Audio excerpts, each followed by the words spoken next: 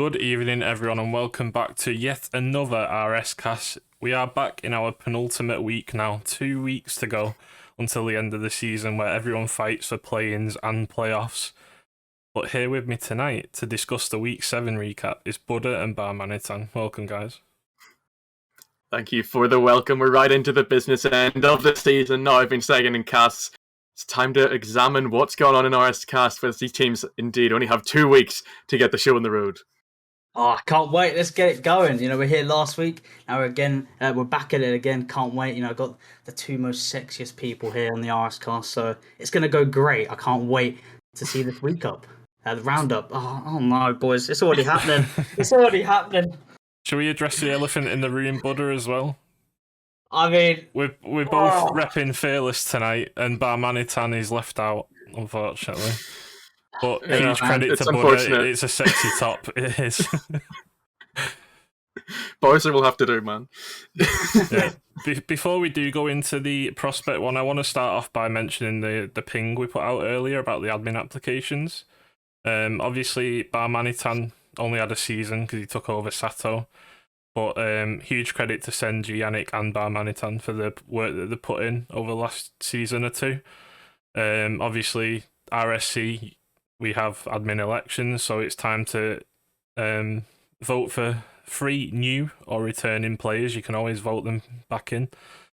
But yeah, a huge credit to them. And I also want to mention, what a fantastic league play we've had so far. The fact that 1st to 7th and 1st to 6th in every tier is so close. We've just got to give ourselves a pat on the back for the caps and stuff this season, because it's been wonderful so far. Really has, and I think that a lot of that is down to you. You definitely took a lot more involvement in that than me, but not only can you vote for people, you can nominate yourself. So if you really believe that you can take over an admin position in RC, make sure that you do fill in the form and let people know why you should be one of the admins working so hard for us. Yeah, 100%. It is a lot of work behind the scenes, so I think it's just going to be a 10-minute job every night. Think again, because you will get pings. It's usually me the morning, noon, and night at 2 a.m. in the morning, so be ready for that one, guys. But we will jump into the Prospect Weekly Review. And Buddha, we'll start with you, seeing as you messed up your first sentence. What have you noticed in the Glacies tier this week? The Glacies tier. Well, for the Glacies tier, we got Tartaros, 7-1 week. I mean, what a beautiful week from them. Almost getting that 8-0. They got that 3-1 onto Bing. And then they got that 4-0 sweep onto Hot Metal as well in their cross-conference game. Hot Metal, not at the top, but they're definitely a strong team in the mid-table. So that's a really good result for them. And then I picked up on Kindling, going 3-5. I'll say they beat Microfaction 3-1, but they got swept by Oberon, which is a pretty surprising result in my eyes. Oberon not too far up, but I mean, it's a great result for them. And Kindling, it's a little bit of an upset for them, but this is a week where they've really got to kind of look at the mistakes and really bounce back in the week coming. Really bounce back indeed. They had a commanding lead at the start of the season, but all of a sudden, the sub games and the losses are catching up to them. And obviously, with Pengu having to play at least 3 of the series left, all the teams are bunching up in this conference, as well as we'll see in the standings soon. But Barmanitan, you also noticed the Oberon match with Kindling, where Pengu played and got swept as well. But what other games did you see this week?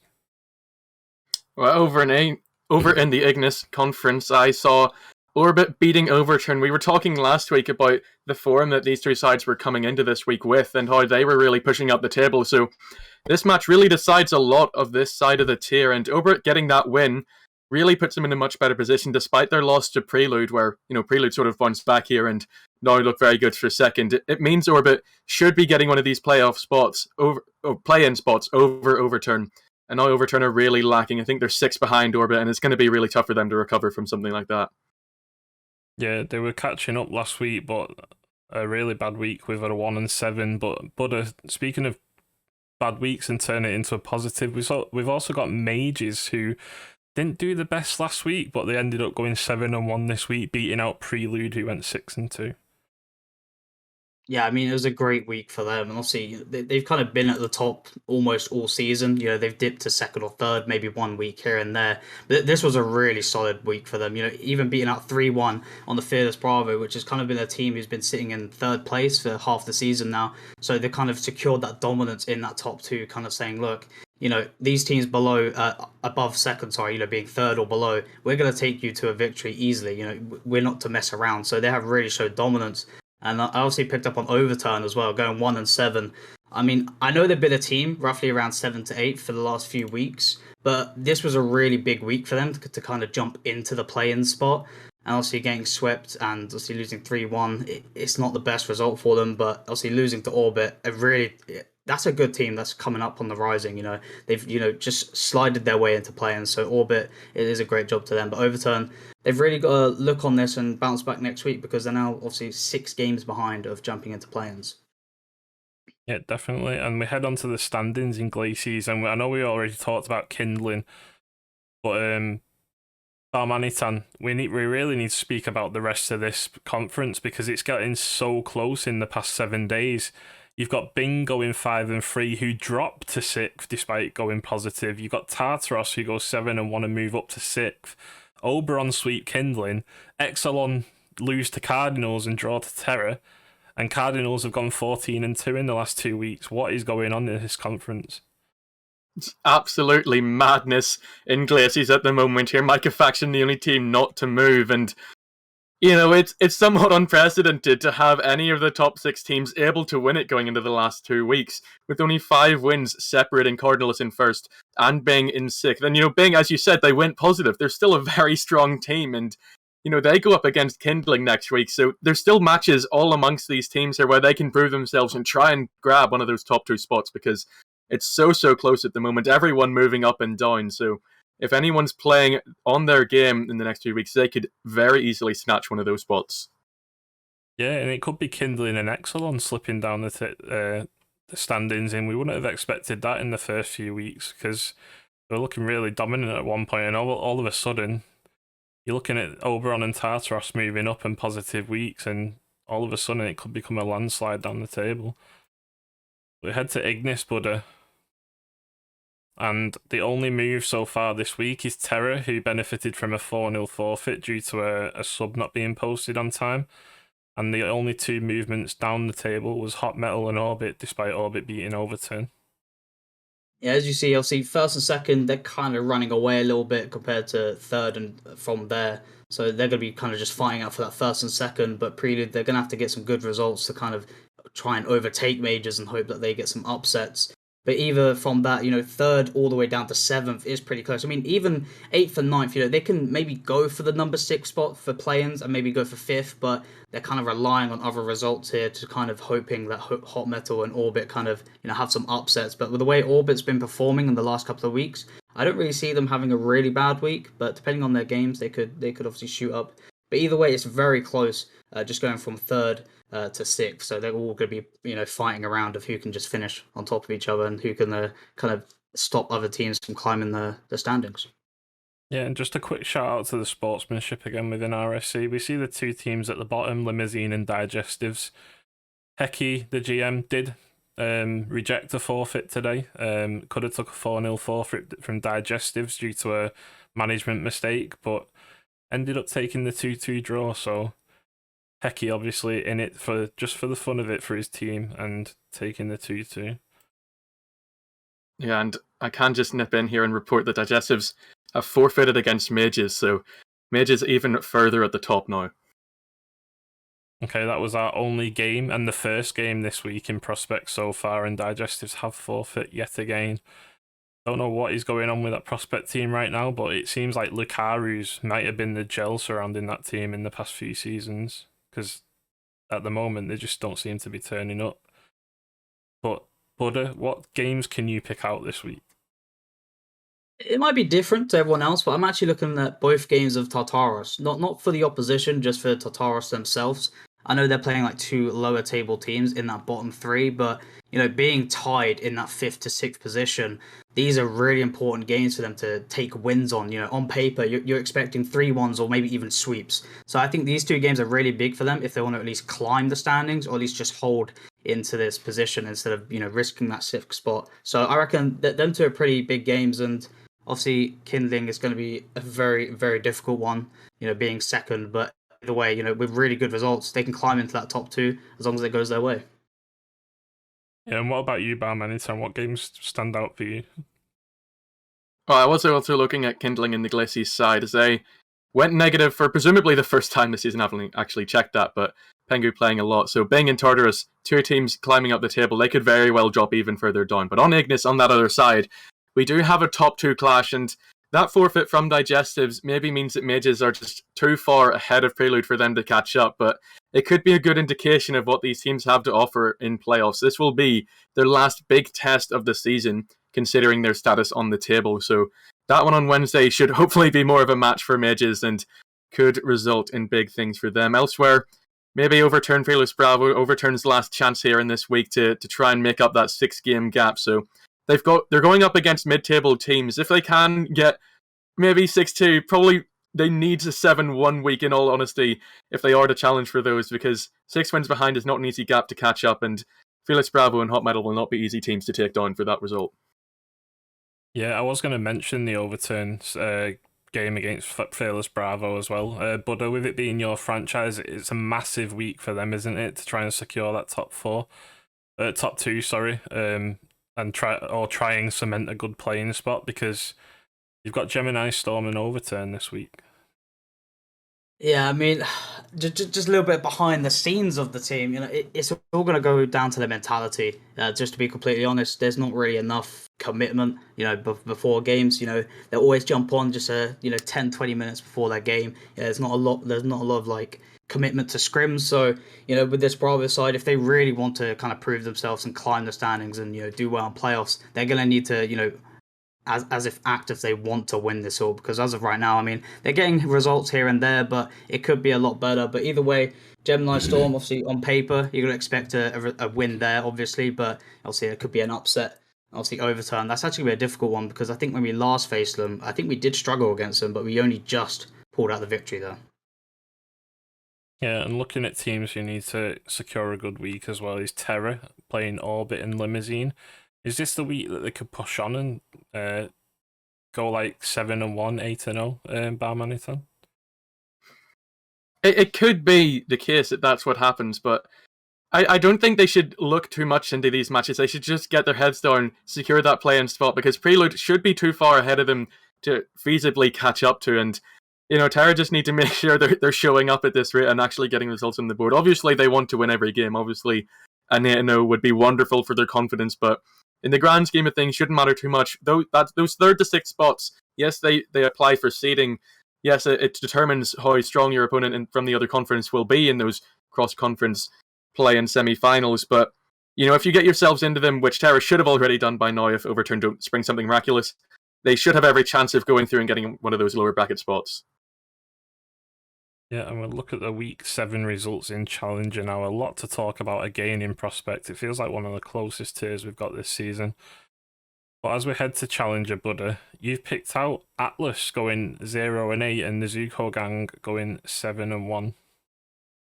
Yes, I have. Well, with Atlas, obviously, yeah, as you see, it was a 3-1, but I'm pretty sure it did get ruled to a 4-0, if I'm correct. Yes. Yeah, they had an undeclared player. Yeah, obviously Atlas, being they've been near the bottom all of the season, but the reason I picked this one out is because at the stage of obviously the beginning of last week, it was possible for them to climb to that top 6 position if they had a good week. And the reason I picked that is just because they just couldn't even find a game, especially on Masai as well. They got swept by Masai, but obviously credits to Masai finding that sweep. That's a great result for them. But either way, Atlas just struggling and just showing that they've not really got much fight left in them to even try and push for that 7th, or push for that top 6. And it's most likely looking nearly impossible for them to climb for that play-ins unless some really major upsets do happen. But the other result I did pick out as well, if I remember off the top of my head, because I have small brain, the Zuko Gang 7-1. This was a great week for them, obviously, being second now, 1 win ahead of Epsilon. I'm pretty sure Epsilon were ahead of them, so it's kind of been a back and forth fight for them. a 4-0 on Crusaders and a 3-1 on Scorn, that's two really good results. You can't discredit them for that, nearly getting that 8-0 week. So it's a great week for them. Yeah, two great results indeed. Crusaders really pushing up the table recently with Hit Square joining, and Scorn, obviously, since Ukro left, performing really well and getting results, but it's just not happened this week for them. But we also have to credit Yahoo, who went 8-0. It was a 7-1, but they gained a 1-game forfeit for an illegal player, was it, Barmanitan? Yeah, I think it was IC3 subbed up, but they did not announce it in their channel, so you gotta make sure you get your transactions through, because otherwise it will be an illegal game, and you forfeit that one game that could have meant Atlas have a chance. Just a little chance, but could have still had a chance. Yep, speak to your GM. Obviously, Louis told me last night no one spoke to him about it, so players really need to communicate when they are subbing up players or subbing in players for a temp FA. But Barmanitan, we come to you. You picked out these teams in this conference as well, but we'll head over to the other side. And you've picked out Apprentices beating Fearless Kilo and Fearless Kilo going 1-7 as well. Yeah, it may be my team, but I actually didn't play for them at all this week, so it's all credit to my 3 teammates. They went 5-3, which is, I think it might be our first positive week all season, and Fearless Kilo is really a team that we need to beat to try and get up to top 6. It means that the last 2 spots in this side of the tier are really, really close. Any 4 of us could grab it pretty much, and this result just makes it all the closer for them. And I mean, another one to point out at the other end of the table, where we've sort of seen the top 3 be established. We see Chorus get that 3-1 victory over Neptunium, showing why they should be the top team, and they just push that little bit more ahead. Pyromancers, they do go 6-2, so they keep themselves in with a chance, but Chorus should be the number 1 team at this rate. Yeah, and I just want to slide over to Epsilon, because it doesn't look like they've had the greatest week as well. They've drawn to Satellite and they've lost to Crusaders. Do you think they need to turn the form around as soon as possible? Otherwise, they've got the risk of letting that lead slip away. Obviously, we saw Fon last season not win a series until week 6 and then make it through play-ins. Could go the opposite way this time. It could do. They could be having to drop down in those play-ins and try and make it through, but I'm sure they'll be looking to avoid that possibility and just start getting results once more. They're struggling for it. Losing to a Crusader side that must have just gotten swept by Nezuko Gang is not a great result for you, and drawing with Satellite, who are a team very firmly in that mid-table battle on the Ignis side to even get a play-in spot. So a team that they really would have liked a better result for it, of course, keeps Satellite's hopes alive much stronger than they would have been if they had lost. So it's a very good result for Satellite, but disaster looming ahead for Epsilon if they do not recover quickly. Indeed, and the last team we noticed upon, Buddha, is Pyromancers, 6-2. Yeah, I mean, this is a good week for them. I know they've been sitting in this third position for quite a while, and obviously with the standings, top 3 has kind of been solidified at this point, but not 100%. But either way, they played 2 teams that were sitting in 4th and 5th, so these are 2 games where they really need to, show to those teams that, look, we're above you for a reason, and they really did show that. Obviously, getting the 2-2 on overall, that's an equal result. That's a good one for overall. It does keep them above Fearless Kilo, but obviously getting that sweep against Fearless Kilo on stream as well. So they really did my team dirty there. But either way, it was a great result. It was well played from them. Their team, a very consistent side, and they really take their chances when they open. So this team, they're really going to be looking to climb into that top 2. Indeed. We'll go over to the standings now on the Glacier side. And Barmanitan, what can you see from the table here? Well, it would be good if my stream eventually updates. Here we go. I can indeed see it now, and maybe not quite as much movement as there was in Prospect, but still a lot going on, even at the bottom as Masai take over Atlas going 0-8. But the rest of the table is what really matters, and as we pointed out earlier here, Nezuko Gang do indeed jump into second above Epsilon, Orcas, and Scorn. So, all of them having slightly concerning weeks, allowing Nezuko Gang to do that, and it makes that fight for the second spot so much stronger. Yahoo looking strong in first, going 8-0 against maybe slightly weaker teams, but still teams you have to be beating at this level, and means that it really catches up. The other one was Spark sweeping Orcus, which, we thought we probably had our top 6 secured last week, but Spark really make it interesting now. Only 2 wins off of Scorn and Crusaders, and they're very much still in this. It means really that none of these teams are even guaranteed a play-in spot yet. Indeed, and we see what is happening on the other side. I can't get my words out there. But there's only 2 rises this week, and that's at the bottom of the table. Yep, as you can see, and obviously in 9th place, the team I can't say, but I'm going to give it a go.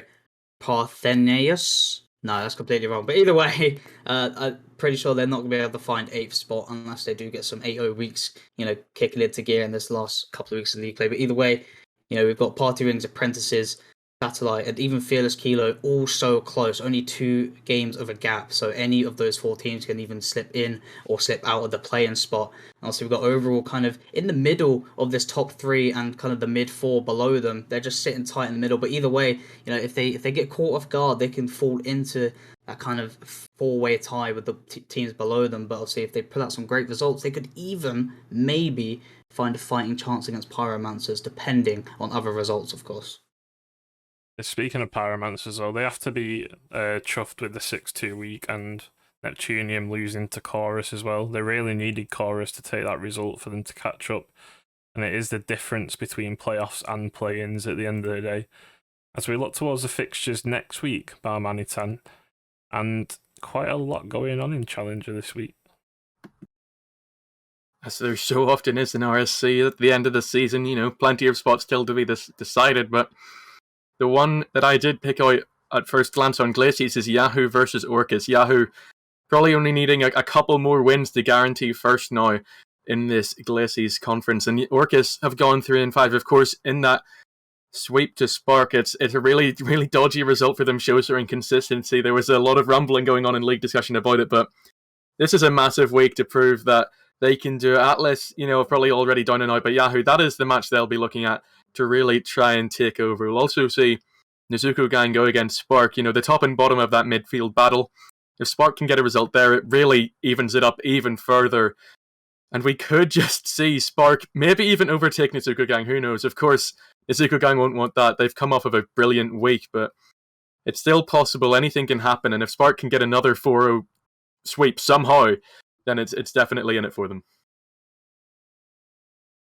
Yeah, it's definitely a spanner thrown in the works in Glaciers in the past few weeks. But as we head to Ignis, the team looking to secure first place probably this week with the teams that they're playing, no disrespect to them. Chorus playing Messiah and Parthenace, Buddha. Yeah, on paper, as you said, it's no disrespect, but you're going to expect two big W's here, but at the same time, it could be major upsets here. For Neptunium and Pyromancers, this could be a surprising chance for them to take over. You never know, an upset could happen. It's Rocket League. You never know what's going to happen. The team could not turn up on the day. You never know, or maybe some technical difficulties might due to an FF. You never know, but either way, they should be able to find a strong 2 results there, but don't count the other 2 teams out of taking a game or 2. You never know. But another game I must pick out from Ignis as well is actually Neptunium and Pyromancers. That is a very, very big game. Obviously, 2nd versus 3rd, only 2 games between them. And yet again, this game is really going to affect that top 3 face-off at the moment. Yeah, definitely. That's the game that I automatically clapped eyes on in the Ignis conference. One of the biggest games we'll probably see this week as well. 2nd versus 3rd. I just feel like Glaciers is always good matchups, to be honest, but that's definitely the one that stands out at Ignis. We'll head to the minor week 7 results now, and Armanitan, I'll come to you first this time. Tell us what you picked out this week.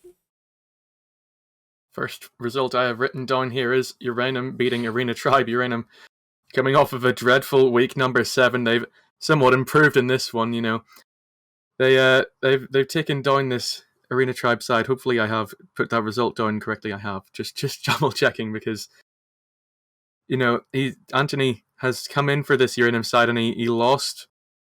He lost that first game, I think, and then he subbed out, and they won the next 3. I hope I've got my facts right there, but yeah, much improved for Uranum. They're looking to secure their top 2 spot. A draw with Comet, maybe not quite so favourable for them, but nevertheless, that is what they will have to deal with. Another one was Custard Cream's drawing with Montbelliard. So they're 4 wins ahead of 7th now. And they, it's not a great week for them going 3-5, but it feels like it's just about enough to keep them secured in that going into the final 2 weeks. Montbelliard have been that mid-table side for Ignis, and if they're getting a draw there, they should be able to just hold out and prevent any onrushing challengers from below them. Yeah, and you also picked out Toxin, obviously, Buddy. You picked out Toxin losing to Safari and Safari going 6-2. But Barmanitan, you picked out the 4-0 result against Prominence as well, and that kept Toxin in first place. They've stayed there since week 2, and anything but a sweep would have knocked them down into second, wouldn't it? Yeah, it's really, really good. For the Toxin side, I've talked about my team already, now we'll talk about your team, Archeon, and switching it back on, maybe that loss to Safari was an indication of other things, but the Forest sweep really puts him in a good spot, really leaves Prominence in a very scary spot for them, only 1 win ahead of Ember, and Prominence and Ember will play next week, as we'll see as we head into the fixtures later on, but it's a really good result for Toxin. 3 wins ahead of Arena Tribe and Yoruba now. It's still so close in Minor Glaciers for any of the spots, but if that is anything to look at, there could be a lot of momentum for Toxin going into the final 2 weeks and into those playoffs. Yeah, that was actually the first win in 4 series. That's why we mentioned it. 3 draws and 1 loss, and obviously the cut to Anthony this week as well, replaced by Tandoori Teddy. But Buddha, will come over to you now with the Safari team. Obviously, big, massive win on stream, 3-1. Wasn't without some technical hiccups, obviously taking the lead in Game 4 and the server dying. Some people saying it was my powers. I don't think I control RL servers, but it was a brilliant week for Safari, and they just missed out on that first place. Yeah, Safari, this was a really, really big week for them. And I just remember seeing in chat, Angelo being like, oh, please, Yoruba lose. That's how close Glaciers Conference is. Every game really matters. You'll see Safari clutching out that 6-2 is very big. And it's just showing how close it is. They beat out Toxin 3-1, but just a sweep from Toxin still remains them in that first place. It just shows how every single game really does matter. So even if you're losing 3-0, getting that 1 win could really make the difference. Yeah, indeed, and I'm also looking at the chat as well, and Louis with his own little pun, they called us High Draw. 6 draws in a row now for Hydra. They do settle in that mid-table spot though, and do have a play-in spot around 5th at the minute, I think. So they are keeping that, but is there anyone in the Ignis conference, obviously your side, Buddy, that you've picked out this week? Obviously your own team going 7-1. Obviously I'm happy about that, but I don't want to be biased to my team. But either way, I just want to, it's a good week for us. But just overkill. 6-2. Obviously, I know they've been at the top all season long, but this wasn't just any 6-2. Custard Creams, a pretty solid side who are fighting in play-ins. They got a 3-1 onto them. And even Sorcerers, they beat Sorcerers 3-1. Obviously, Sorcerers have been in your top 2 for nearly the whole season. Obviously, they have had a new roster in the last upcoming week. But either way, a 3-1 victory onto second, that really says something, onto second place, and it's just going to claim Overkill's first place position unless they somehow do a major upset week, but I really don't see that coming anytime soon. Yeah, Overkill seeming really consistent, and the mid-table team's kind of pushing up now with Fearless Echo rising up a little bit in the table, and we do go to the standings, and we see Toxin just stay on top, just with that sweep yesterday. Safari moving up to 2nd, and Arena moving up to 3rd despite 1 loss. Yoruba the biggest fallers this week, Barmanitan. Yeah, and it is somewhat surprising, but in other ways it's not surprising. Yoruba, a team on the up, a team with form that I think going into that series against Fearless Echo, the one that I casted, they were 6 or 7 matches unbeaten, so to fall like this is not great for them, but they cannot lose confidence now. This is where it matters the most, as we keep saying. Every game matters. You have to be switched on for every single series you go into, and if they do so, if they recover from this, not so great week for them, then they can definitely still catch up to Safari and Toxin. The first step is, of course, guaranteeing that they don't fall all the way down to 7th, where Ember and Prominence are lurking, but they can definitely still challenge, and all 3 of these teams, Arena, Yoruba, and Hydra, are looking on to Toxin and Safari with some envy and, some guile in their minds. They know what's possible here. They do indeed, but let's see what is possible over on the other side and see whether Fearless Echo could actually catch those top two. Buddha, take it away. I mean, top two, it's in range, but it's gonna be a tough one because I'm pretty sure we still have to play Uranium and Sorcerers, so it's gonna be a big climb. But obviously, with those two games, that could be the difference. But either way, obviously, we've got Overkill claiming their dominance, always been first, and they're holding it so strong and consistent. Sorcerers and Uranium always been switching, fighting for that second and third place. They still remain it, but it is getting a lot closer now. Obviously, with Fearless Echo, Montbéliard, and Custard Creams on the rise.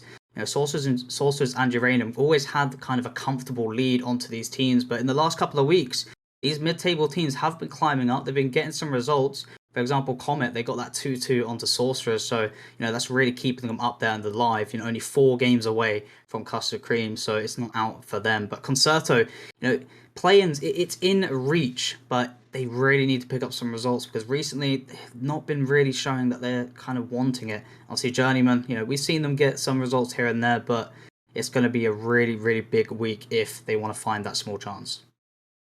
Yeah, 100%. Comet will be looking to start rising up the tables soon and make those playing spots. I have seen some of the goals that they've been scoring, and Jesus, ridiculous. I don't know how some of them are minor, but maybe see some of them later. But minor week 8 schedule by Manitan. What are the fixtures to pick out? Well, I mentioned it earlier and I'm going to come back to it. It's all about that Ember prominence game for these two teams. The other one, of course, is still important, but this one is really the one that could decide which of these two teams keep their playoff hopes alive and snatch that 6th playoff spot, because they're only 1 win apart from each other, Prominence holding that glory, but such a thin lead can be sure to come crashing back down. Elsewhere, we will see some of these top 5 teams clash in what will be vital performances to prove who will be the top 2 teams. Top 6 important, top 2 maybe more so important because you do get that extra life and don't have to fight through the play-in. So Hydra, Yoruba on Saturday, that's an important one. They're very close in the table. Yoruba, Safari, Arena Tribe, Toxin, they're all going at it everywhere in these 5 teams, and all 3 of those matchups could be vital in seeing who just top the table in the end. Yeah, just some results to point out tonight, and they are 2 forfeits, unfortunately. Overwatch and the Elite Tier beating Fearless Alpha 4-0. Oh, why'd you have to tell me now? And Mages, obviously with that 4-0 against Digestives that we've already talked about. So a few results coming in later on tonight. In Glacies, straight after RSCast, is Toxin versus a Reboss. It's the admin rematch. So look out for the score reporting for that one later on. But we head over to Ignis, Buddha, and what results can you point out? Fixtures. I was in a good mood until you told me that, but either way, I think there's a couple of obvious ones here, as we see Sorcerers versus Fearless Echo, and also we've got another big one, I believe, Uranum and Overkill. Those two are very big games for that kind of top 4 kind of positions, and it's really going to affect for the other teams if they want to kind of overtake. But also Comet, those 2 games, Overkill and Montbéliard. Obviously, Overkill, that's going to be a very, very tough game for them. But even if they can take a game or 2, that would be big results for them. But on Montbéliard, obviously, this is a mid-table team. So Comet, is very capable of taking a victory here. So 2 big games for them. If they have a good week, they can find themselves maybe just climbing into that top 6 if Custard Creams have a little bit of an upset, which they will be hoping for.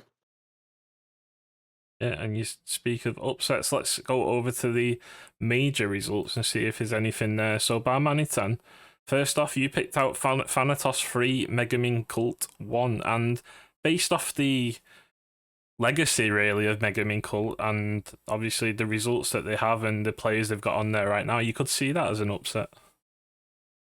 Definitely could. I'm pretty sure Thanatos were below them in the table at the time. I mean, not far below them. It's reasonably close in Glacies, maybe not quite as close as we've seen in other tiers Glacies, but still a very important result for Thanatos to try and get them to push up and above the Megamin Cult side. If I can quickly switch over to the standings, I can maybe see Thanatos 4 wins behind Megamin Cult, so still leave open the option for them to overtake. And Megamin Cult now 5 off of Venom, where they could have been challenging for top 2. 5 is a little bit much to ask for in a 16 games left, but the other ones I was looking at were Zulu. They've been a great team, and they've really been impacted by Rukia's absence, because they've gone 2-6 this week, losing to Blaze, and their other match was indeed that loss to Fearless Delta. So it's a tough one for them to stomach. It means that their top 2 chances are fading at the moment, 3 behind Venom, and if they can't find some form with Stenos coming in, then it's going to be almost impossible for them to get top 2, and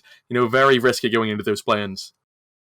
Yeah, indeed, but another team you picked out was Blaze. They've been on the up, haven't they, since the acquisition of Pacey. Obviously subbed in and got 1 game off Gladiators, and obviously beat Zulu 3-1. Yeah, it means that they should be sitting relatively safe in 6th. Obviously, nothing is guaranteed just yet. Even Firefox at the bottom can still catch them, but that win over Zulu is absolutely massive for them, because that's a result that they go in probably expecting to lose, and that win really puts them their situation for the play-ins in a whole different perspective. Means that they are now the ones holding on and the ones that can try and push on, maybe even for a mid-table finish. So it's a big week for them. Getting that win, that 1-game win over Gladiators as well, just pushes them that little bit further towards the safety of 6th place. Yeah, and a bit of a mention as well for the Gingexe roster as well. They've had to rebuild from scratch. Kez has gone, or Sky, sorry, now again. Stop renaming, please. Please. Has gone from major to elite to major, rebuilt the roster again, and they managed to go 4-4. Did beat Firefox, who have had roster issues in this season as well, but also taking a game off Saturnia, who are widely known as one of the best teams in this tier. So a huge well done to Gingexe, and I'll always support Steve Blood. I love playing with Steve. Obviously, he's sponsor of the league as well. But we head over to Ignis, Buddha, and you've picked out Bladesmiths 8-0. It's the only team we can really go to after this week. Yeah, for sure. But either way, they just kind of claim that first place standing over Saturnia, claiming that 8-0 week. It only keeps them 1 game ahead of Saturnia. Although Saturnia have been dominant all season with a really impressive goal difference, Bladesmiths is proving it's only the wins that count, and that is what's keeping them up so high, and obviously beating out Meteor and Fearless Delta. Both sweeps on teams that needed games to kind of climb in or stay in that play-in position. So, they've really shut down their chances. But I also picked out Necromancers as well, going 3-5, just because this was a week where they really needed to kind of break out of their bad habits. Obviously, they only were playing Overtake and Rhapsody. Obviously, I know Rhapsody are kind of in 4th position, but obviously Rhapsody being another kind of... not Rhapsody, sorry. Overtake being another low-table team. You would expect Necromancers to at least find a victory here if they wanted to kind of find that fighting chance to climb into that top 6. Yeah, and we also have to mention Anju. They've gone 2-6 this week, and the prediction that myself and Axlos had about the team being a mix and match of players kind of came to be true, really. They've in the last 2 weeks, they really have had some major roster issues, and they'll be looking to pick up next week after draw into Saturnia is a really good result by Manitan. But then you look at the 4-0 loss to Jammy Dodgers, and they'll be seeing that as a huge loss. They certainly will. I mean, they've gone from challenging to top 2 to having to fight for their top 6 safety, and getting swept by a Jammy Dodgers team that have been swept by a Rhapsody team just shows you how much this side of the tier can mix around. So only 2 wins separating 3rd to 6th, and then another 2 wins down to find Fearless Delta means that Angie are right amongst the thick of it. And any of these teams can get results against any of the other. They need to get something going here, because whatever the roster issues at the moment are, they could very easily be capitalized on. Indeed, and the final team that I want to just glaze over is Rhapsody as well. They've been having their issues this season as well. Found themselves at, I think, 7th last week or 8th, and they've gone 7-1 against Necromancers and Jammy Dodgers. Sweeping Jammy Dodgers, so a massive rise up the table for them.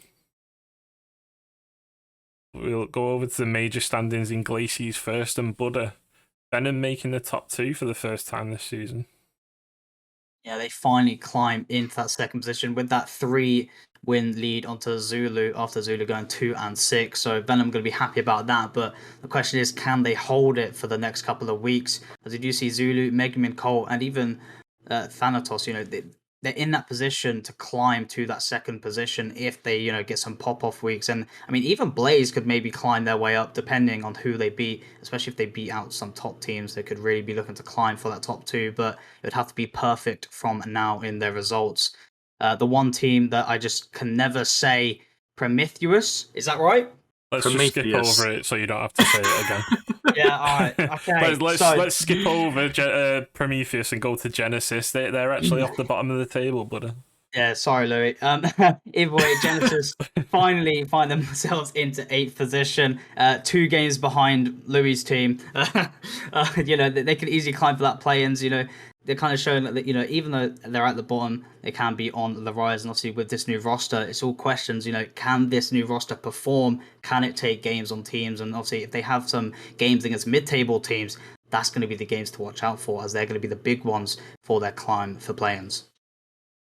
Indeed. We'll get off Glacies before we start calling Prometheus Steve Blood's dog and go over to Ignis so we don't butcher the name anymore. But we see Bladesmiths rising to the top, taking over Saturnia, and Barmanitan, I believe Wolfie wanted you to say something, and I think Sato DM'd me it as well earlier in the week. We've got to credit Antsu for playing a series and going 4-0.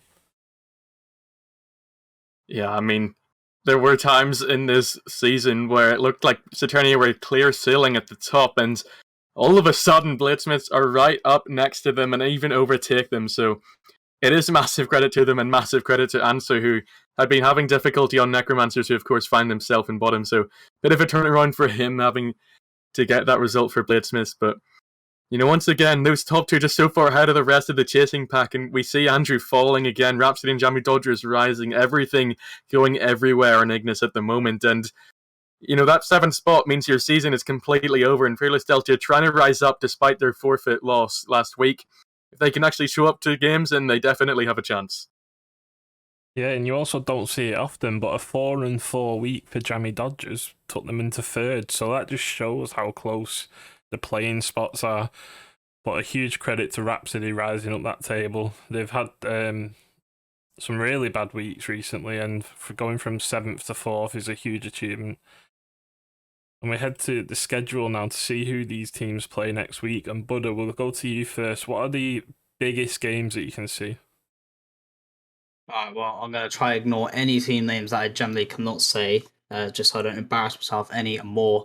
But I mean, a game that kind of stands out for me is Zulu and Gladiators, just because obviously Zulu kind of with the losing main player, this is kind of a big game to really show, can this kind of reformed of a new roster, can they perform, can they still show that they deserve to be in this top 3 and even fight for that top 2. So, and obviously with Gladiators, a very tough team to beat, only dropping 15 games in this season, so it's not going to be an easy one, but it's definitely going to be a very good game to watch. But also another one I did pick out would probably be Bladesmiths and Gladiators. Obviously, it's first versus first cross conference. I mean, that is such a big game to watch, and it's really going to be a battle of which conference is better for the major tier. Indeed. There's some big games on the Glacier side as well. Barmanitan, what can you see around the mid-table? You mean Ignis? I was looking at like Blaze, Megamin Cult, okay. Venom, and then obviously Ignis as well. Yeah, the mid-table matchups in both tiers, just because of how close it is, so that I can understand the confusion coming through. So yes, Blaze versus Megamin Cult is an important matchup. Blaze only 2 wins to the good of 7th spot, and Megamin Cult 5 wins off of 2nd. So Megamin Cult should be assured of their top 6 finish, but if they get swept here by Blaze, it's definitely not secure just yet, and that matchup against Venom later on in the week on Sunday is definitely going to be an intimidating one for them. So this week could be one that comes crashing down to them if Blaze keep up the form that they found. Indeed. We head over to Elite now to see how this tier has been affected as well. Buddha, let me just get my notes back up. I'm trying to sort stream polls at the same time. So in Elite, Buddha, you picked out Diamond Dust going 6-2 and kind of getting back on form, whereas Titan went 4-4.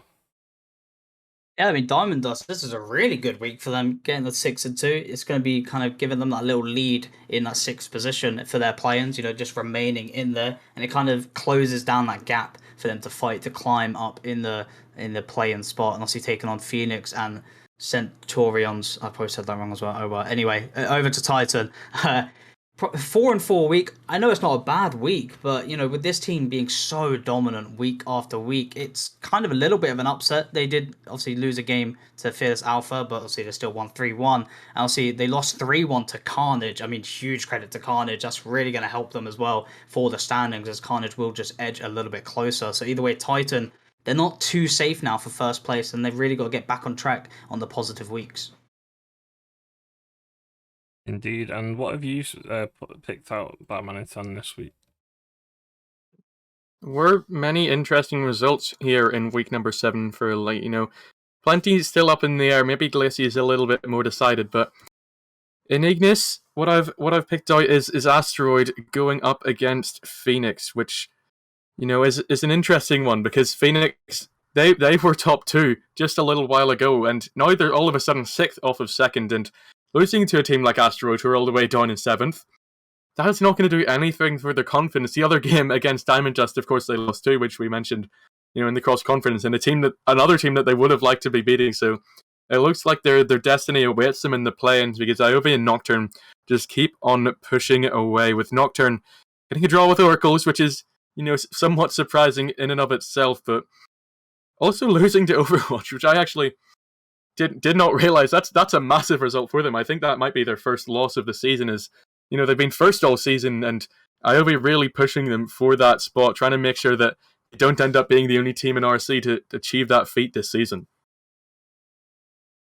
Yep, definitely a few shock results here this week. I didn't expect Diamond Dust to win with a sub, but especially the fact that Phoenix went 2-6, whereas Rias Legion went 6-2, and you can kind of tell who got the better bargain of the deal here, because Wizard went to Phoenix and lost both series, and the Snake went to Rias Legion and they went 6-2. So switching it up a little bit in each conference. But we head to the standings now to see where that put Rias Legion. Keeps them in 4th, but they're joint tied with Hades right now. Yeah, it means that this Glacier side is a little bit more decided than the rest. His top 2 for a while now have been pretty far ahead. I mean, of course, Carnage making that battle for first a little bit more interesting after they beat Titan this week, and we'll maybe see some more about that match later on tonight. But at the bottom, Diamond just going 6-2 really eliminates any sort of chance that Google Chrome, Centurions, and Dogon had. I mean, 5 wins, it's doable, but I really feel like if Diamond just can win with a sub, then they should be able to close out the 6th place and secure that. And Dogon, they got a result against Carnage, even a 2-all draw, so nothing is secure at all in Glaciers, I guess. But I'd like to think that this should be where the playoff spots and the play-in spots go, unless Centurions and Google Chrome Dogon can do something incredible. Yeah, I know Carnage was kicking themselves after that draw to Dogon, 1st versus 9th, and then they go and beat Titan. Strange week. You'd expect them to at least better a 2-2 result against Dogon to close the gap on Titan, but Centurions, the team I'm looking at here, they look like things were starting to look up a little bit, but they've cut Rattles this week and replaced him with... Go on, Barmanitan, it's your committee. I can't do it either. Let's see. Harrigan. Harrigan's back Harrigan, in the yes, league. That's the one. Yeah, I love Harrigan. I used to manage him a couple of seasons ago, and Friday was on that team as well with him, so definitely a bit of chemistry possibly coming into this team and looking to find that playoff spot. But Diamond Dust did separate the games again this week. And Buddy, will come over to you in the Ignis side, and no moves. Literally none. Tell us what you can about this table. There are no moves, but first and second does get more closer. Only one a game separating the two after IOV's really, really good week. I'll see Phoenix and Jaffa Cakes very, very little bit behind. I'll see it's about 6 to a 7 game gap to climb into that top 2, but all it takes is one really good week to find that. And I'll see Overwatch, Oracles, Asteroid, and Chianina. are all capable of playing for these play-ins, and any of these teams can even drop down out of that top 6. So it's going to be really, really crucial for these teams to find their victories. And I believe, this conference does only have 8 teams. So, only 2 teams won't make play-ins. Yeah. Yeah, and at the beginning of the week, but one of the best streams we've watched prior to Titan Carnage was actually Chia Nina versus Fearless Alpha. Did you watch that one? Oh, I was, yes. How could I forget? Oh, I was in the chat. I mean, game 4 was heartbreaking. I was so excited that we were going to get our first win, first series win ever this season in Elite. But we kind of owned gold after so much pressure and shooting, and we just couldn't close it out. And we stayed bottom. I mean, even if we did win, I'm pretty sure we're going to stay bottom anyway. But either way, that was a really great series to watch either way. It was Virtue getting 3 goals in a series for the first time this season, so well played to Virtue there. Little joke I've been having with him after he said his stats were cracked. But we go over to the week 8 schedule, and Barmanitan, tell us the best games that you can see this week. Well, there's still plenty to be decided. I did pick out an Ignis. Iover, who we've been talking so highly of, and Phoenix, who we've been talking so poorly of. They get that trade, they bring Wizard in from Rias Legion, and then it's not gone to plan at all, going 2-6 last week. So this is the moment. We're seeing a few of these where it's second against third, and it's really their last chance to prove that they can still challenge for top 2. If Phoenix don't get a result there, it might already be over. And I mean, they go up against Nocturne too, so no holds barred for Phoenix's chances here against the top 2. It's definitely in their own fate here. If they can beat these sides coming in, then they can definitely still challenge for it. Indeed. And what about you, Buddha? What are the best games for you this week? I'm looking at the Glaciers conference, and obviously after Diamond Dust's sub 6-2 week, Rios Legion and Inferno, they're fighting 2 teams that are just above them, just ever so slightly. So these 2 games are actually going to be really, really big for them. Even if just 2 draws could solidify their top 6, but if they just edge out to a win and a draw, or even 2 wins, it could really climb them up in that play-ins kind of bracket, to 3rd to 6th. So either way, these games will be really big for Diamond Dust, and it could be an upset for Rios Legion or Inferno if they don't turn up with respect for Diamond Dust. Indeed. I don't care about the matchups this week on the Glaciers side. My OCD just picks out the dates. There's only games on Friday and Sunday. Good luck to the stats team on that day. But we head over to the Premier Weekly Review. And we'll start with you, Buddha, because you've selected your own little piece of writing this week on the Premier tier before Barm has his slot. So take it away. Flame versus Opera. First game under a new roster. Exactly. I didn't want Barman to do 100% of the work. I just wanted them to do 99% instead. So here's my 1 little percent. Flame and Opera GX. Opera GX, they've been down at the bottom all season long. They've had forfeit situations. They've not really been performing, even when they do play their games. But a 2-2 onto a team that are kind of sitting in that top 4 position. This is actually a kind of an upset for Flame, actually, because this kind of damages Flame on the rise, because obviously this is a result where you expect a 3-1 or a 4-0, and having that result, it could have actually got them 1 or 2 places higher. So this is definitely an upset for Flame, but for Opera GX, this is a good result, and obviously if they can continue this run, they could maybe look to climb the standings, but for play-ins, it's going to be very tough, but either way, they could climb a little bit. Indeed, and were all those names okay for you, Buddha? Not too much to handle? They were perfect. I want those team names next season. Just wait till you have to pronounce the actual Danish players playing. Yeah, I'm not casting Premier games. I'm out for that. But yeah, Barmanitan, take it away with your slot for the tier that you like doing. Yeah, we saw all 4 other results go interesting ways this week. I mean, Opera GX may be the most surprising here, because Flame bring in that new roster of the Danes, Creamy Rexo, and AB. They probably would have liked to win there, but elsewhere we saw yesterday Luna Esports getting the sweep over Null, and not everyone was backing Luna to get the result here that they needed, or maybe not needed, considering how well they're doing, because Null have been getting results, these surprise results against teams like Vibe, but Acidic was really the man to pop off for Null there. He got a whole 7 goals to himself, far and away the top scorer there, and really cemented that victory for them. We also see Warlocks beating Overburn. Warlocks push themselves further up in the table. They have sometimes struggled for consistency throughout the season, and that series was all 1-goal games, so it really shows just how close Premier is and how close it can be, because that series could have gone either way. Overburn could have been finding yourselves taking that one, but the 1-goal games go in favor of Warlocks, and they will close it out. We see Finale versus Vulcan.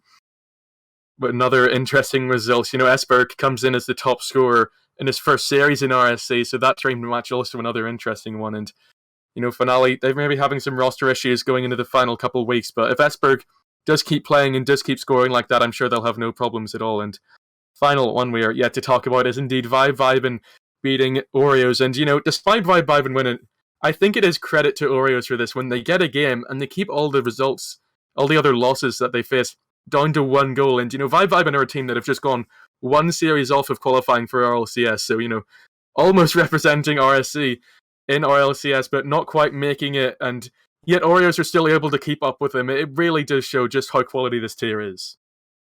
Indeed, and if you pay attention to the fantasy league that we run as well, Yotam was a top performer again despite being on the losing team. It just shows how close these players are.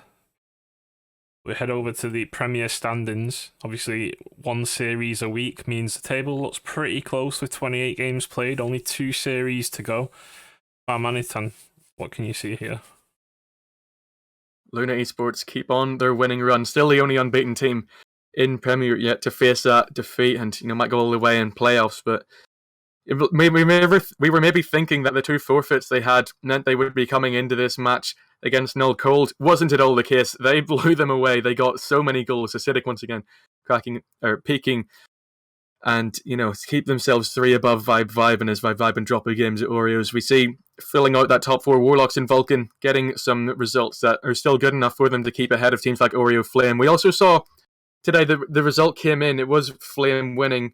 I'll have to scroll up to the reporting channel to remember who it was against, but that should put them tied with Warlocks. It was indeed a Null, so Null are now on a 3-match losing streak, down into 8th.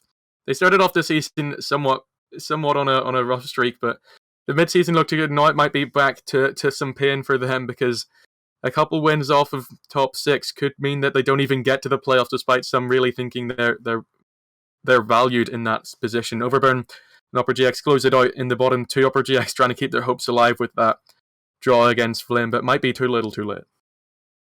Yeah, indeed. As the general manager of Null, we just got... obviously I gave Kizzy the chance to build his own roster. They're just having fun together.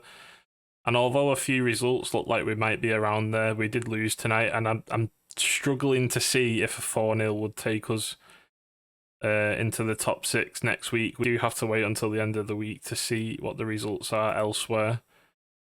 As we go to the schedule, obviously we've already lost 3-1. Did win the first game, but then got battered in the 2nd, 3rd, and 4th. I think it was 6-1, 6-1, 4-1. But the next games, Opera GX Overburn, Vulcan Oreos, Vibe in Warlocks, and Finale Luna.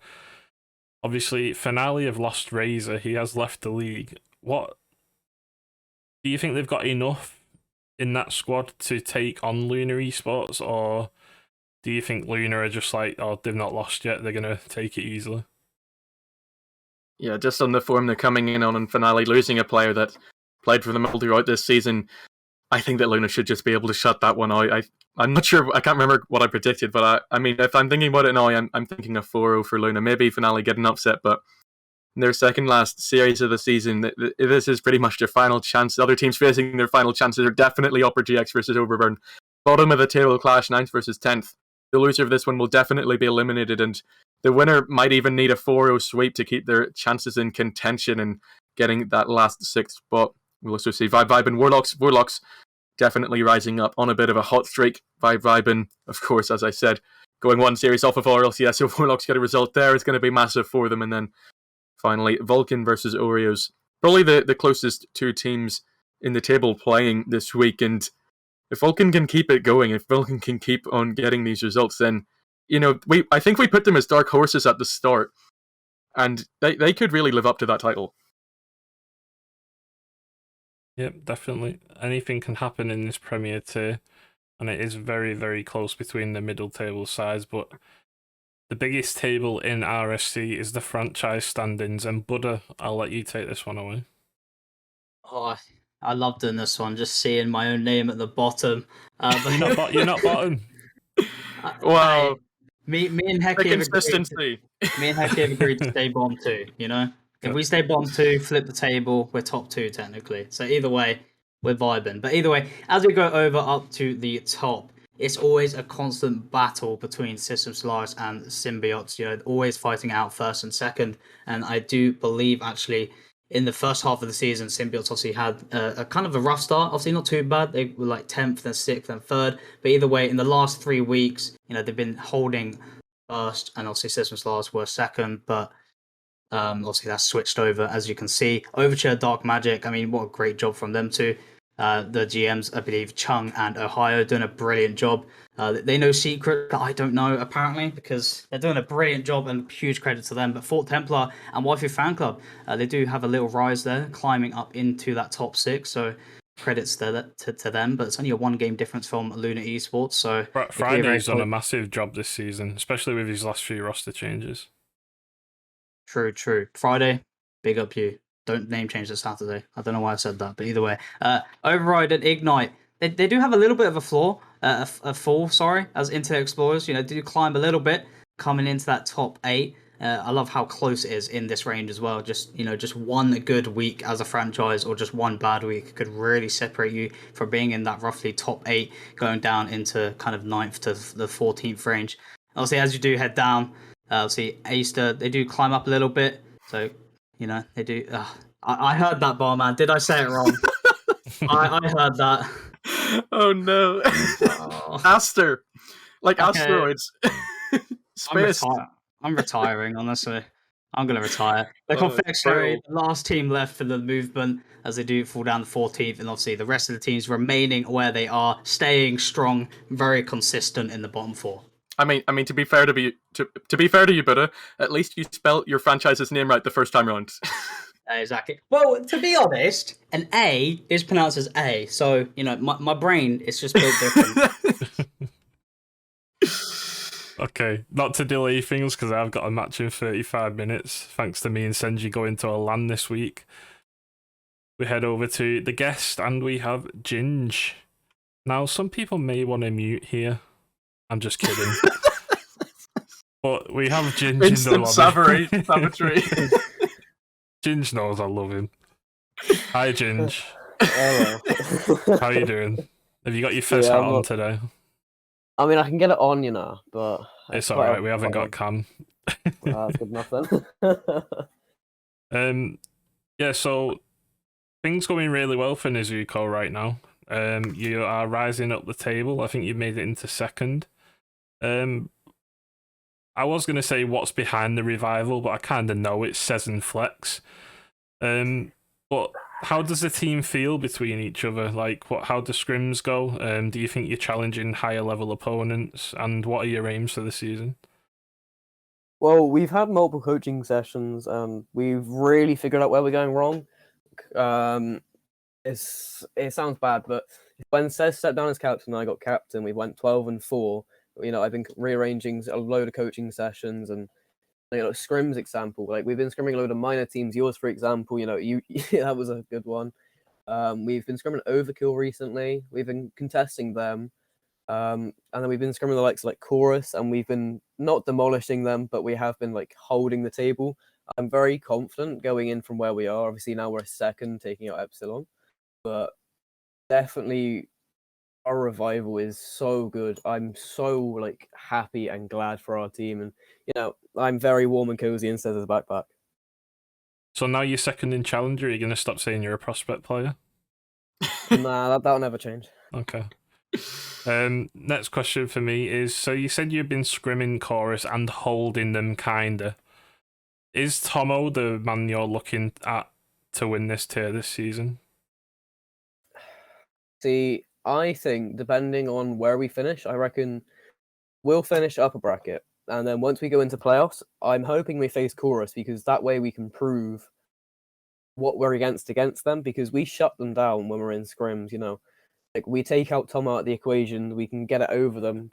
But I can't see Chorus winning. You know, the finals for me right now is I can see Neptunium and Yahoo in the finals. Currently, my team isn't a winning team, but give it until December, after everything, other routines we're going in, we will be a winning team. Okay. Buddha, I'll pass over to you. So, Ginge, I've known you as a lot to be a FA in the Discord, So this season, what's the big change? Was it you personally as a player, or was it just the team connecting to it? Well, obviously, I got shafted at Neptune at the start of the season, but as soon as I saw Cez was captain of Nezuko, me and Cez, we played a lot of off season together. Like every tryout we'd go to, we were there, and it was just a good time. So as soon as I knew I was getting cut, like I went straight to Cez because we had a really good vibe. It was just fun to play. And to be honest, when Cez was describing Flex to me, he was just saying, "Yeah, the guy can hit the ball pretty fast and well." I was like, that sounds good enough for me. And at the time, it was Monk on the team, and certain changes were made, and that might be why we're second. But never know. The question is from me: are you still own goaling? Because the last time I remember playing was a couple of seasons ago in a challenger trial, and I'm pretty sure you scored an own goal in every single game. Does that still happen? It does. doesn't. I've scrimmed him. It's not as frequent, in scrims definitely, but in league games, when was the last time? I don't think I haven't own goaled in a long time in league. Scrims, we just mess about nowadays unless we're taking it serious. But I think I think I'm doing good. So you'll be minor once you stop own goaling. Is that the goal? Oh no, I'm a prospect all the way. Okay. We're definitely not gonna rig his CMV next season. But that's all my questions for you, and I'll see. Congratulations on your second place so far in the season. Oh yeah, I will come in and ask you a couple more. So, you've said you have a lot of confidence in getting top 2 and trying to fight for that upper bracket spot. But if it does come to the worst, and you have to drop to mid-table where you go into one of those really deadly play-in spots, how much do you rate your chances up against those mid-table opposite conference teams? And do you think you can still get into the lower bracket that way? If we face the likes of Pyromancers, we'll struggle. Credit to Potter, he builds some quality teams. I don't know how that team functions and works, but it somehow makes it work. But if we're not facing Pyromancers, I reckon we have a 100% chance of getting into playoffs that way. But currently, I'm feeling very confident. Yeah, fair enough. And I will deviate from the league question and finish it off with you've joined a social media committee. It's been maybe your most prominent role in the RSC background running. So how have you found being there and running the Twitter and helping out with all that side of things? Yeah, I mean it's not too bad. It's about 3 tweets a week, and obviously I have Frizz now helping me doing all the player of the week and stuff like that. But yeah, it's not too hard and it's not a lot of work. That's why I've been doing it for about 10 months. So who does the most work, Ginge or autocorrect? You. I'm messing. Continues. You know I'm a memer with you, Ginge. Don't worry. Yeah. He tries his best, Dark. He tries his best. I mean, I'd say autocorrect, but you've seen the mistakes. But somehow you still keep me on it. Vibe Vulcan. Was it? I'll be able to pronounce that one. I believe in long-term functionality, so if we keep you on long enough, you'll finally start getting there. Yeah, you'd be surprised that I'm top set Fingers English. crossed. He's still prospect after all. Yeah, I gotta be prospect now. Oh, yeah, I will pass it back over to you, York. Yeah, that's all we need to do on this interview for now. I think we've asked all the questions we need to. I have got a game soon, sorry, Ginge. I hope you enjoyed the interview. I definitely did. And thanks for coming on. Yeah, no worries. Thanks for having me. I'll speak to you in a bit. Have a nice night. Cheers. See you later. Thank you. There we go. That was Ginge, our resident XFA, now challenger player. Second in the league with Nezuko. He didn't mention it enough. But he's second, did you know? He's second. He's getting top 2. But we're going to head to clip of the week now, guys. We're going to have to kind of rush through the awards. So let's get straight into clip of the week.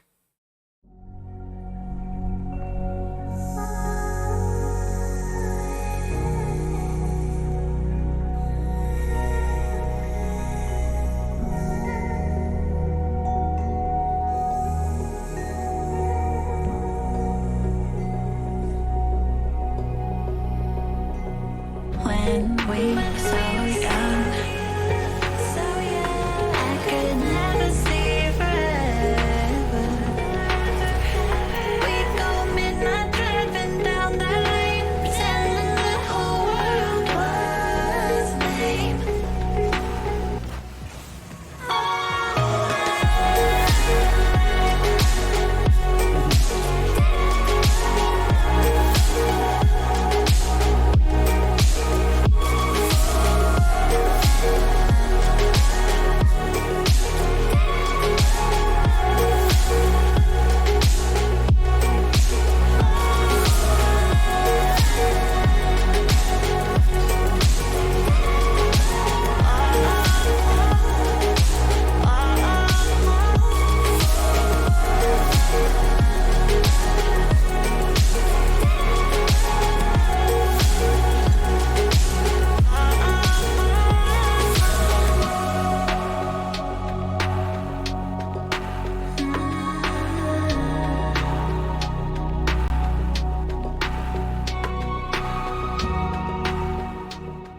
There we go, ladies and gents. That is your clip of the week. Sorry about the aspect ratio at the start.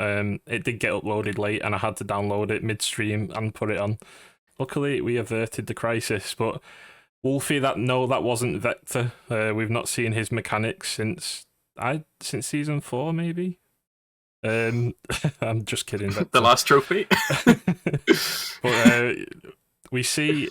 I mean, I'll put the poll up now, and I'll let you guys talk about the goals. You can go first, but yeah. They're pretty impressive. I mean, I'm not doing any of these, even that Prospect one. That for Prospect, that was a really nice goal. You know, just as he ran out of boost, he just finds that finish, and I believe that was to take the lead as well. So very crucial goal there. But I mean, goal number 3, Barman. We can't ignore that one, can we? We certainly can't. I mean, 2 cracking goals from Minor here. Safari getting on the board as well, but if you thought Safari's double tap was good, then Comet have a whole new story to tell as they go all the way across map and manage to get it into the back of the net. So that's the one I voted for. It's a crazy goal, but all 5 are just something else. I think I'm edging to Prospect, you know. I feel like Prospect don't get enough spotlight, you know. And, you know, for a Prospect player, that's a really beautiful goal. And just for the circumstance as well, you know, being that leading goal, I feel like I'm going with the Prospects goal number 1. But either way, all these goals were so good. And it's always a tough decision to make, but it's just down to the players. I mean, goal number 4, I'm not even gonna talk about that one. But, Of course you aren't. It's definitely the best Prospect goal I think I've seen this season. There was one, unfortunately, by dehydration that just didn't get in. It was on stream, and the aerial shot it off the wall and did the aerial bump on Ace as well. But the clips were so quality this week. Goal 3 is my favourite by far. How someone aerial dribbles the whole field and scores in minor, I don't know. But also Titan, goal 4 was really solid mechanics.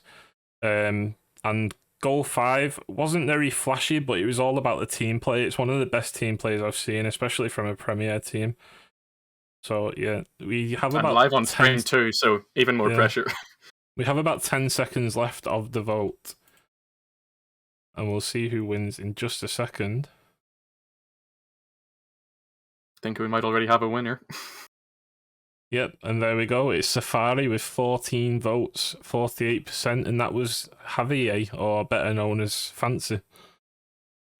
Second was Overturn, so Prospect getting quite a few votes. Luna joint second as well with 5. Comet surprisingly in 4th with 4 votes, and Titan bottom with 1. So only 1 vote on Titan, surprising with the mechanics that are shown. But we will watch that one more time before we head over to Fail of the Week.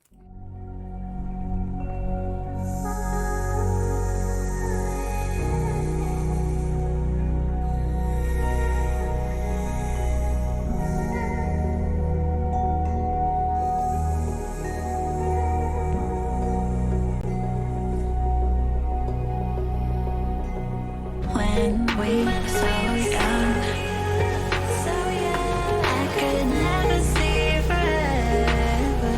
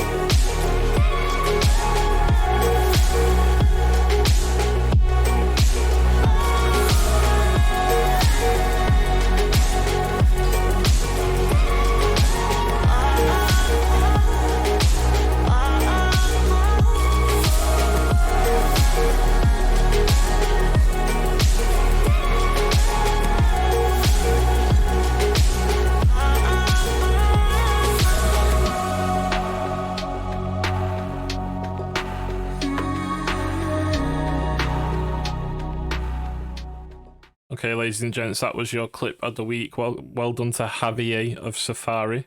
You'll have the role in the server very soon. Just got to speed up a little bit because I'm playing in 25 minutes, I think. So here is the fail of the week clip. No need to keep on going. They need to keep their heads up because they know the teams around them could also falter. Even they could beat them themselves. And, you know, Luna, they are the ultimate chance to prove your worth and that you are a team that can do well in tough matchups. But Lado, he's absolutely whiffed this ball. As Siddiq gets it on target, and that was all he needed to do. Is already it's 1-0 for Luna Esports. I gotta say, Lido. No need to keep on going. They need to keep their heads up because they know the teams around them could also falter. Even they could beat them themselves. And, you know, Luna, they are the ultimate chance to prove your worth and that you are a team that can do well in tough matchups. But Lado, he's absolutely whiffed this ball. As Siddiq gets it on target, and that was all he needed to do. Is already it's 1-0 for Luna Esports. And there we are. Lado has the fail of the week, and surprising that a Premier team is it was the only submission as well. So unlucky for Lado. He will have his own command in the server. But we have to get straight to the weekly awards now, and I've got my hype man next to me, Barmanitan and Buddha. Take it away. Oh. Hopefully we can deliver for you and get something slightly better than Lado's miss there on that ball, but we will start it off with Prospect, and we will go straight on firing through. Archangel, Tenji getting MVP and the finisher. Then we have our striker, Marie1610. Our playmaker for the week is Dio Gakko. And finally, we have our savior, Soren VDV, for Kindling, despite their slightly precarious week. We go over to the Challenger tier, as we'll be seeing the MVP. Sorry, it was very delayed. Ren with 512.88 points per game. Tomo being the finisher with 2.13 goals per game. Striker, Mr. Potato, does not have potato aim anymore. 57.14 shooting accuracy. Then the playmaker is Jareed, 1.6 assists per game. Then your savior in the Challenger tier with 2.5 saves per game is Toe. He's got a big toe on that goal line. Certainly does, and he's done a wonderful job for Neptunium there, despite their slightly disappointing loss, of course. But we will go into Minor. Our MVP for the week is Nono77. He got 520 points per game for his Team Yoruba. Our finisher, it's Angelo with 1.75 goals per game. Then it's our striker, the override GM, it's Brandon himself. He got all of the shots into the back of the net almost. And then it's our playmaker, it's Shin. He had so many assists for his team, Sorcerers, and Xavier closing it out once again. It's that rock at the back, as he has been for so long in RC. It's Nono77. So close to first and MVP, but just didn't quite get it. As we move over to the major tier, Spartax being your MVP was 651.8 points per game. Wow, what a number. And he does continue over to the finisher with 2.25 goals per game. Spartax just being so good right now. Striker will be World. I believe he did sub up in the major tier with 71.43 shooting accuracy. World stepping up. Playmaker will be Evoke with 1.38 assists per game. Then your saver of the major tier is Limis with 2.29 saves per game. All these players doing really well. Spartax especially. We're up today going 7-1. They've really turned their season around and pushing up the table. But we will head into Elite, and your MVP for this tier, it is Refresh from Chini. Despite them being so low down, they get so many points per game, almost 500 for him. Our finisher is Willons for Carnage, 1.5 goals per game for him, just winning on tiebreakers. Then it's our striker, it's Marvels with 60% shooting accuracy. Our playmaker for the week is Unit with 2 assists per game. Carnage getting all over these awards this week. And our savior, once again, it's Refresh for Chiani, to 2.25 saves per game for him. As we move over to the very last tier, the Premier tier, the highest one in the RSC. Your MVP will be Yotam with 563.25 points per game. Then your finisher will be Acidic with 1.75 goals per game. Your striker, Yotam, yet again, 66.67% shooting accuracy. Then your playmaker will be CB with 1.5 assists per game. Then Yotam on here again with the savior with 4 saves per game. Damn, that's a lot of saves. It really, really is. Yotam doing so well for Oreos this week, despite their loss to 5-5, and it's an unfortunate one for them. But we will get into the team of the week. These were the best players in all 6 tiers, and we'll start it off in Prospect. He was your MVP, and he's also in your team of the week. It's Archangel 10G for Tartarus, your challenger player of the week. It's Flex UK for Nezuko Gang. They've done so well to go 7-1, but he's the sexiest man on this cast, and he's the sexiest man in minor. It's Buddha for Fearless Echo, your minor player of the week. Next up, it's Major. It's Spartax for Rhapsody. They've pushed up far in the table, and he has been an outstanding player for them this week. Next up, it's Luke Capo in Elite for Iovi, the Irishman, proving his ability once more. And finally, in Premier, your 4-0 sweeps, your unbeaten team in Luna Esports. It is Acidic. He scored so many goals this week and really keeping Luna Esports at the top with style. Oh, those are your players of the week. Oh my god, I'm so happy. But as we move over to the Fantasy League standings for Elite Managers of the Week, Axlos being first in total with 1,720, 300 ahead of Minty, who will be in second, but only 2 points behind in this week, with Sakia Saka following through in third with 234. But the players of the week, Lucapo with 113 points, he would have scored you. That's a lot of points. And Desnate coming in second with 105, and then Felix in third with 79. But in the manager standings, Axlos being first with that 1,720 total, as we see Darky trading behind in second with 1,622, and then Vector in third with 1,550. As we move over to the Premier tier, your managers of the week, Archeon this week with 157, and then the joint second with B-Shake and Marbs with 145.5. Congratulations to them. Players of the week that would have got you those points: Acidic with 59, Spectre with 56, and then Zeph in third with 52.5. And your manager standings will be Sky in first with a total of 798. They'll be the first player to get to 800. Old Hampstead with 738, and then Ohio, not in the 700s, but will be on 684, sitting in third.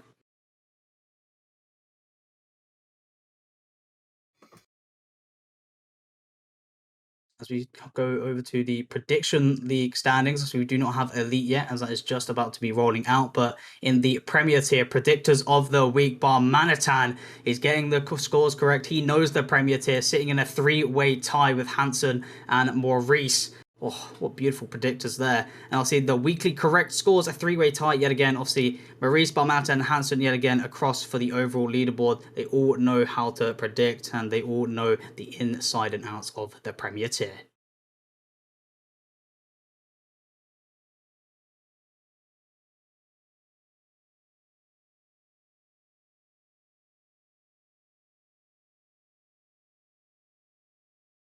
Okay, I'll take over, seeing as no one's speaking.